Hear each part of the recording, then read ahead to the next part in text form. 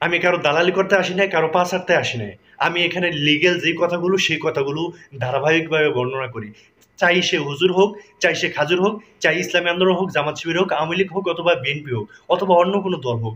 যেই দলেরই হোক না কেন, যদি কেউ অপকর্ম করে, যদি তিনি কোনো মনে করেন যে ফাউল কথা বলে, আমি তার বিরুদ্ধে প্রতিবাদ করি। এই জুনায়েদ আল হাবিব দেখতে তো হুজুর খাজুরেই দেয়া যায়। মনে করেন যে বড় বড় বক্তব্য দেয়, ওয়াজ করে, বয়ান করে।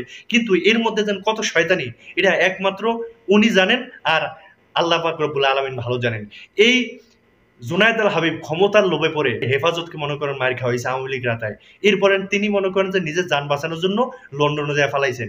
এখন পর্যন্ত আবার ইসলামী দলের নেতা দাবি করে, হেফাজতের দায়িত্বশীল দাবি করে, যেই দল শরিয়া আইনে বিশ্বাস করে না, সেই দলকে সমর্থন করে অন্যান্য ইসলামী দলের বিরোধিতা করতেছে। তার মধ্যে কতটুকু মানুষত্ববোধ আছে আমার সে ব্যাপারে সন্দেহ হয়। এই সমস্ত বালসাল দেয়া অন্ততপক্ষে ইসলামের উপকার হবে না, ক্ষতি ছাড়া।